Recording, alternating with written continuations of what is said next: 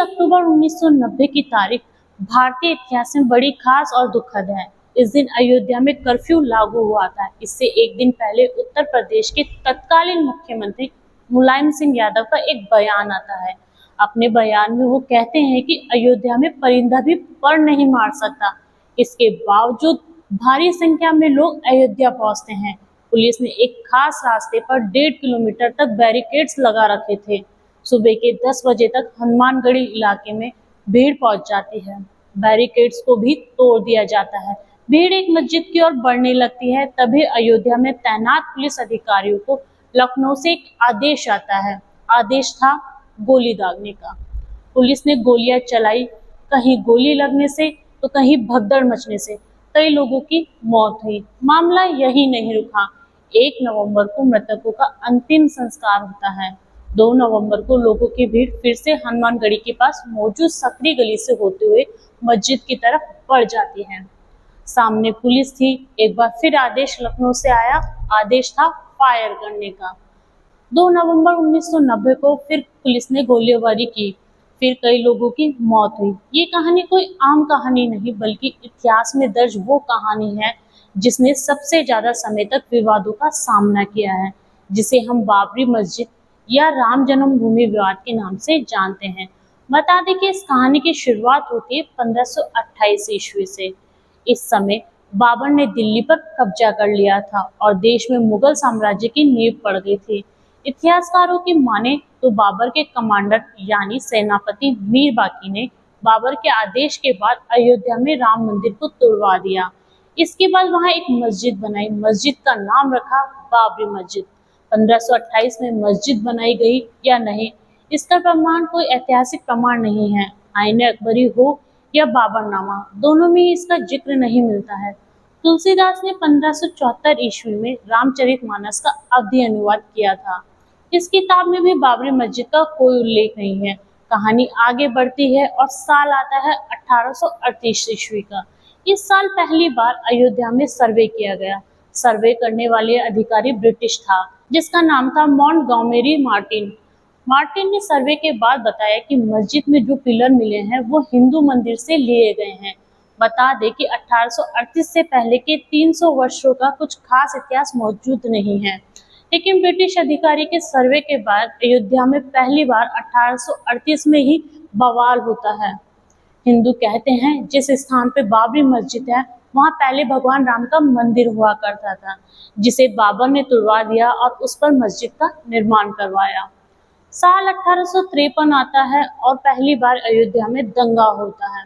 उसके बाद 1857 में हनुमानगढ़ी के महंत ने मस्जिद के आंगन के पूर्वी हिस्से में एक चबूतरा बनाया। इसी चबूतरे को राम चबूतरा कहा जाता है। इसी स्थान को राम जन्मभूमि भी कहा गया। विवाद बढ़ा तो इसके विरोध में मौलवी मोहम्मद असगर ने जिला मजिस्ट्रेट के सामने अर्जी लगाई। पहली बार साल 1859 ईस्वी में मजिस्ट्रेट के आदेश के बाद मस्जिद में एक दीवार खड़ी कर दी जाती है।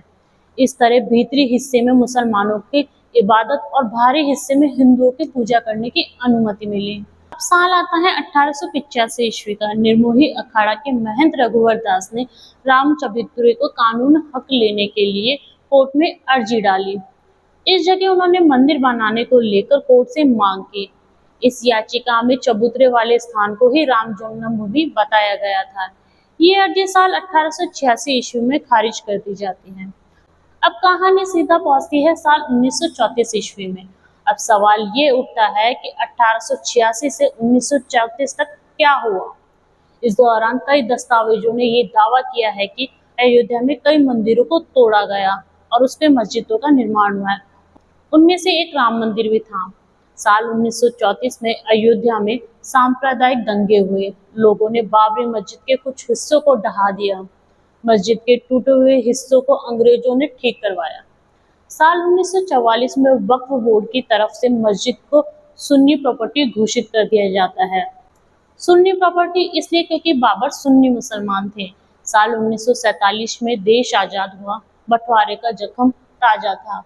हिंदू और मुसलमानों के बीच नफरत इस समय पक्के तौर पर थी। आजादी के बाद राम मंदिर की मांग जोर पकड़ती है। दिसंबर 1949 में अयोध्या में 9 दिनों के रामचरित पाठ का आयोजन किया जाता है। इस आयोजन में गोरखनाथ मंदिर के महंत दिग्विजय नाथ भी शामिल थे। 22 और 23 दिसंबर की रात मस्जिद में भगवान राम की मूर्तियां मिलती हैं। आरोप हिंदुओं पर लगता है, कहा जाता है कि उन्होंने मूर्तियों को विवादित स्थान पर रखा। अगले ही दिन 23 दिसंबर की सुबह मस्जिद में रामलला की पूजा शुरू हो जाती है। हिंदू वहां पूजा और दर्शन करने पहुंचते हैं तो मुस्लिम बड़ा विरोध करने पहुंच जाते हैं। मामला फिर से कोर्ट में पहुंचता है। ये वो समय था जब देश में संविधान लागू नहीं हुआ था। संविधान की धर्मनिरपेक्षता अब तक नहीं की जा सकी थी। इस दौरान प्रधानमंत्री जवाहरलाल नेहरू ने बयान दिया और कहा कि जो हुआ वह गलत हुआ। किसी भी धार्मिक स्थान पर कोई नहीं हत्या सकता। एक किस्सा है नेहरू और उस समय के फैजाबाद के जिलाधिकारी के नायर का। दरअसल नेहरू के नायर को खत लिखते हैं। वो मस्जिद से मूर्ति हटाने और पहले जैसी यथास्थिति बनाने के आदेश देते हैं। के नायर इस आदेश को नकार देते हैं। अपने खत में वो नेहरू को जवाब देते हुए लिखते हैं कि यहाँ स्थिति गंभीर है, दंगे या हिंसा हो सकती है।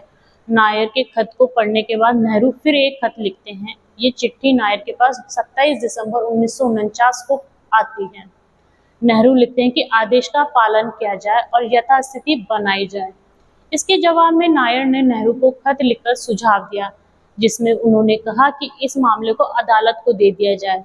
जब तक अदालत का फैसला नहीं आता तब तक मस्जिद में रखी गई मूर्तियों को वहां एक जालीनुमा गेट में लगा दी जाए। नेहरू ने उस सुझाव को स्वीकार कर लिया। इसके बाद मामला पहुंचता है कोर्ट। 29 दिसंबर 1949 को कोर्ट ने बाबरी मस्जिद को पहली बार विवादित स्थल घोषित किया। इसी के साथ बाबरी मस्जिद के लिए विवादित ढांचा जैसे शब्दों का प्रयोग होने लगा। कोर्ट के आदेश के बाद मस्जिद के बाहर ताला लग गया।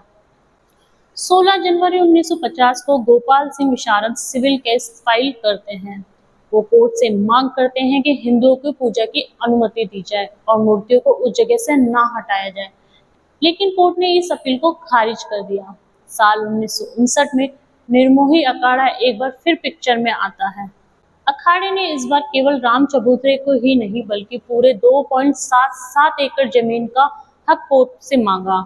इसके 2 साल बाद सुन्नी वक्फ बोर्ड ने भी कोर्ट में केस दायर किया। वक्फ ने मुस्लिमों को पक्ष रखते हुए केस फाइल किया और कहा कि यहाँ पहले से मस्जिद थी और अब भी मस्जिद है। इसके बाद 20 से 25 साल तक ये कोर्ट केस में चलता रहा। समय अपनी गति से बढ़ता रहा। उसके बाद 1980 से 1990 के बीच क्या हुआ? भाजपा जनसंघ अलग हो गई थी। भाजपा ने खुलकर हिंदू संगठनों और राम मंदिर का समर्थन किया है। हिंदू संगठन एक्टिव हो जाते हैं और मांग उठती है कि बाबरी मस्जिद के स्थान पर राम मंदिर का निर्माण किया जाए। साल 1984 में धर्म संसद का दिल्ली में आयोजन किया गया। विश्व हिंदू परिषद नेता अशोक सिंघल ने रथ यात्रा निकालने की बात कही, लेकिन इसके 6 महीने बाद ही इंदिरा गांधी की हत्या हो जाती है। रथ यात्रा को टाल दिया गया। इंदिरा की हत्या के बाद राजीव गांधी कमान संभालते हैं और प्रधानमंत्री बनते हैं। राजीव के लिए 2 अहम चुनौतियां थी। पहली कि राम मंदिर के मुद्दे पर क्या रुख होना चाहिए और दूसरा कि हिंदू संगठनों की राम मंदिर पर कंट्रोल कैसे किया जाए। हालांकि इस समय देश में एक घटना घटती है जिसने मंदिर आंदोलन की आग में घी का काम किया। दरअसल इंदौर के रहने वाले शाहबानो के केस में राजीव गांधी ने मुस्लिम वोट बैंक को खुश करने के लिए सुप्रीम कोर्ट के फैसले को पलट दिया था। राजीव गांधी यह जानते थे कि उन्हें इस फैसले को बैलेंस करना होगा। इसके बाद राजीव गांधी ने उस समय के यूपी के तत्कालीन मुख्यमंत्री वीर बहादुर सिंह पर दबाव डाला कि बाबरी मस्जिद के ताले को खोल दिया जाए। इसके कुछ ही दिनों बाद 1986 में फैजाबाद की अदालत ने बाबरी मस्जिद के ताले को खोलने का आदेश दिया और मंदिर में पूजा करने की भी इजाजत दे दी। लेकिन सवाल यह भी है कि क्या इससे पहले पूजा नहीं होती थी? पूजा जरूर होती थी, लेकिन कोर्ट द्वारा नियुक्त एक पुजारी द्वारा साल में केवल एक बार। ताला खुलने के बाद कोई भी अयोध्या जा सकता था, पूजा कर सकता था, लेकिन नमाज अभी शुरू नहीं हो सकी थी। ताला खुलने के बाद मुस्लिम पक्ष ने बाबरी मस्जिद एक्शन कमेटी बनाई। ताला खुलने के बाद अब देश भर में रामशिलाओं की पूजा और उन्हें अयोध्या ले जाने की बारी थी। फिर राजीव पर भूमि पूजन के लिए दबाव बनाया जाने लगा। वो कंफ्यूजन में थे, लेकिन एक बार उन्होंने हिंदू वोट बैंक को बचाने का फैसला लिया। ऐसा कहा जाता है कि राजीव इस समस्या के हल के लिए देवराह बाबा के पास पहुंचे। देवराह बाबा ने कहा कि मंदिर बनना चाहिए, शिलान्यास हो जाना चाहिए। बच्चा शिलान्यास का वक्त 9 नवंबर 1989 तय किया गया।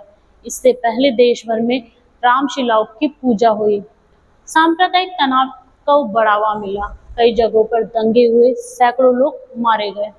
9 नवंबर को विहिप ने विवादित स्थल के पास राम मंदिर की नींव रख दी और मंदिर निर्माण के लिए अभियान भी तेज कर दिया। कहते हैं कि यह पहली बार था जब सरकार को आभास हुआ कि बाबरी मस्जिद गिराई जा सकती है। साल 1989 में चुनावी साल था। वोट बैंक की राजनीति जोरों पे थी। राजीव गांधी ने अयोध्या से ही अपनी चुनावी रैली की शुरुआत की, लेकिन इसका उन्हें फायदा नहीं हुआ। 1989 के लोकसभा चुनाव में भाजपा को 85 सीटें मिली। इससे पहले हुए लोकसभा चुनाव में भाजपा के पास केवल 2 ही सीटें थी। भाजपा ने वीपी सिंह का समर्थन दिया। वीपी सिंह प्रधानमंत्री बने। 25 सितंबर 1990 को लाल कृष्ण अडवाणी रथ यात्रा निकालने की घोषणा करते हैं। रथ यात्रा जो सोमनाथ से अयोध्या तक निकाली जाती थी, जिसे 30 अक्टूबर 1990 तक अयोध्या पहुंचना था। नरेंद्र मोदी उस समय गुजरात में रथ यात्रा के प्रभारी थे। कार सेवकों की बड़ी संख्या में अयोध्या पहुंचने का आदेश दिया जाता है। योजना थी कि 30 अक्टूबर को अयोध्या में पहली कार सेवा की जाएगी। आडवाणी ने रथ यात्रा निकाली। इस दौरान देश भर में खूब हिंसा और दंगे हुए, लोग भी मरे। 23 अक्टूबर को आडवाणी की रथ यात्रा बिहार के समस्तीपुर पहुंचती है। वीपी सिंह के आदेश पर तत्कालीन बिहार के मुख्यमंत्री लालू प्रसाद यादव ने रथ यात्रा को रुकवा दिया। आडवाणी को गिरफ्तार कर लिया गया था। गिरफ्तारी के बाद यह जानकारी दिल्ली पहुंचती है तो अटल बिहारी वाजपेयी ने वीपी सिंह की सरकार से समर्थन वापस खींच लिया। केंद्र में वीपी सिंह की सरकार गिर गई। 30 अक्टूबर 1990 तक देश भर में भारी संख्या में कार सेवक अयोध्या पहुंचते हैं। इस दिन अयोध्या में कर्फ्यू लागू था। तमाम प्रतिबंधों के बावजूद कार सेवकों की भारी भीड़ वहां इकट्ठी होती है। हालात हिंसक बन जाते हैं। कार सेवक मस्जिद पर चढ़कर केसरिया ध्वज फहरा देते हैं। तभी लखनऊ से अयोध्या के पुलिस अधिकारियों का एक फोन आता है। ये फोन था यूपी के तत्कालीन मुख्यमंत्री मुलायम सिंह यादव का। उन्होंने कार सेवकों पर गोली चलाने का आदेश दे दिया। पुलिस ने आदेश का पालन किया और गोलियां चला दी। कई कार सेवक मरे, कोई गोली से तो कोई भगदड़ की चपेट में आता है। इसके बाद 2 नवंबर 1990 को फिर ऐसी ही घटना होती है। कार सेवकों पर गोलियां चलाने को फिर आदेश लखनऊ से ही आया है। इस दौरान कुल 28 कार सेवकों की मौत होती है। मरने वाले में कोठारी बंधु भी शामिल थे। ये वही दौर था जिसके बाद मुलायम सिंह यादव के लिए मुल्ला मुलायम जैसे शब्दों का इस्तेमाल होने लगा। 1991 के बाद क्या हुआ? एक बार फिर चुनावी दौर शुरू होता है। मई 1991 में चुनाव प्रचार प्रसार करने गए राजीव गांधी की हत्या कर दी जाती है। देश में कांग्रेस के प्रति सहानुभूति थी। कांग्रेस केंद्र में अधिकार जमाती है। पीवी नरसिम्हा राव प्रधानमंत्री बनते हैं। इस साल जून में यूपी में भी चुनाव हुए। भाजपा सरकार बनाती है। कल्याण सिंह मुख्यमंत्री बनते हैं। सरकार बनते ही विवादित स्थल के पास की भूमि पर एक ट्रस्ट को दे दी जाती है। ट्रस्ट का नाम था जन्मभूमि न्यास ट्रस्ट। इस जमीन पर पहले कई मंदिर और आश्रम थे। उनके महंतों ने सहमति से न्यास को अपनी भूमि दान की और कहा कि राम मंदिर का निर्माण हो सके, इसलिए ये दान दिया जा रहा है। न्यास इस भूमि पर निर्माण कार्य शुरू कर देती है। इलाहाबाद हाई कोर्ट ने इसमें दखल दिया और निर्माण कार्य पर रोक लगा दी। पीवी नरसिम्हा राव 30 अक्टूबर 1992 को दोनों पक्षों यानी हिंदू और मुस्लिम पक्षों की दिल्ली बुलाते हैं। बातचीत करने के लिए दिल्ली पहुंचे दोनों गुटों के बीच बातचीत का कोई निष्कर्ष नहीं निकलता है। इसी दिन बीएचपी के नेता प्रधानमंत्री आवास से निकलकर एक स्थान पर प्राइवेट मीटिंग करते हैं। ऐलान करते हैं कि 6 दिसंबर 1992 को कार सेवा दिवस मनाया जाएगा। देश भर से हिंदुओं को एक बार फिर अयोध्या आने को कहा जाता है। कहते हैं कि 6 दिसंबर की प्लानिंग काफी समय पहले हो चुकी थी। एक बात यह भी सामने आती है कि 6 दिसंबर से पहले 5 दिसंबर को मस्जिद गिराने का रिहर्सल किया गया था। 6 दिसंबर 1992 को अयोध्या से लगभग 2 लाख कार सेवक पहुंचते हैं। ये कार सेवक मस्जिद की तरफ बढ़ते हैं। भीड़ में मस्जिद को गिरा दिया जाता है। पहला गुम्बद 2 बजे तक, दूसरा गुम्बद 3:30 बजे तक और तीसरा गुम्बद 5 बजे तक गिरा दिया जाता है। यह रामलला के लिए एक छोटे मंदिर को तैयार किया जाता है। वहीं रामलला के लिए एक छोटे मंदिर को तैयार किया जाता है। रामलला उसमें विराजमान होते हैं। मुलायम सिंह की तरह तत्कालीन मुख्यमंत्री कल्याण सिंह ने कोई सख्त एक्शन नहीं लिया, बल का भी प्रयोग नहीं किया। जब मस्जिद गिरी तो वीएचपी और भाजपा के कई नेता वहां मंच पर मौजूद थे। वो कार्यकर्ता और कार सेवकों से संयम बरतने की अपील करते हैं। इन नेताओं पर अभी भी केस चल रहा है जो कोर्ट में लंबित हैं।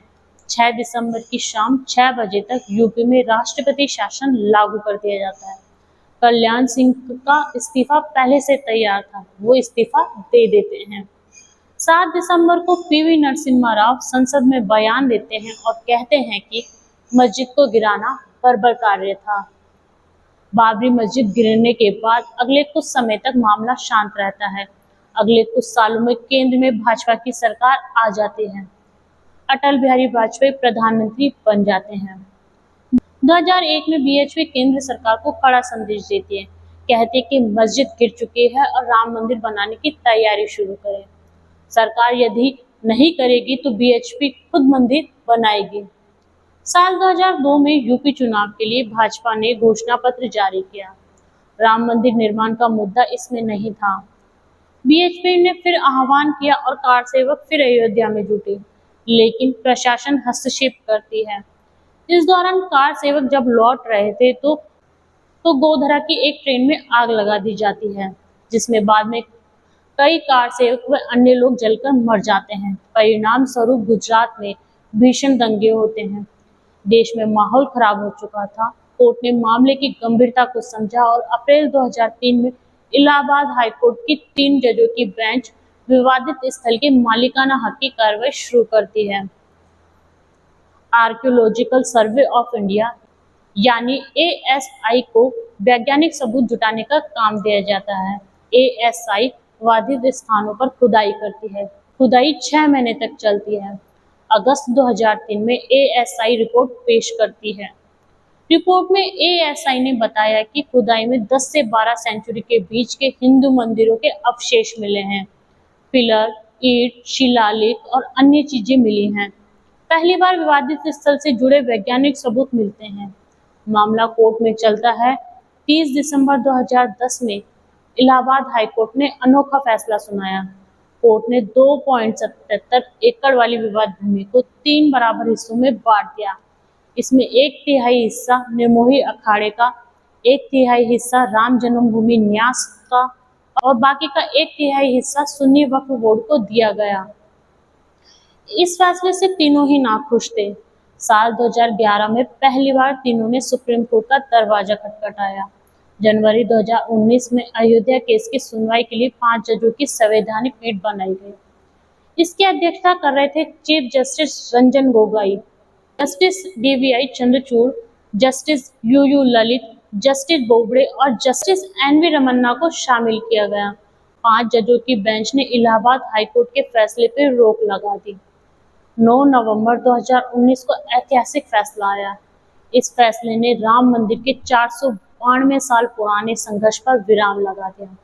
बेंच ने सर्वसम्मति से ये फैसला लिया और एएसआई की साइंटिफिक रिपोर्ट को हवाला दिया तथा 2.77 एकड़ की पूरी जमीन विवादित थी, वह रामलला के विराजमान को दे दी गई। सरकार का आदेश हुआ कि राम मंदिर निर्माण के लिए ट्रस्ट बने हैं। सुन्नी वक्फ बोर्ड की अयोध्या में किसी और स्थान पर 5 एकड़ जमीन देने का आदेश दिया। 5 फरवरी 2020 को राम जन्मभूमि ट्रस्ट को मंजूरी मिली। 5 अगस्त 2020 को प्रधानमंत्री नरेंद्र मोदी अयोध्या पहुंचते हैं, राम जन्मभूमि का पूजन और शिलान्यास करते हैं और अंत में 22 जनवरी 2024 को रामलला की प्राण प्रतिष्ठा हो गई। प्रधानमंत्री नरेंद्र मोदी खुद इस कार्यक्रम में मौजूद रहे। राम जन्मभूमि के संघर्ष की कहानी, जो कि 492 साल तक चली थी, उसका अंत होता है और रामलला का विराजमान होता है और रामलला के मंदिर का शिलान्यास होता है। आपको हमारा वीडियो कैसा लगा कमेंट करके जरूर बताएं और हमारे चैनल को लाइक एंड सब्सक्राइब करें और बेल आइकन को दबाना ना भूलें। धन्यवाद।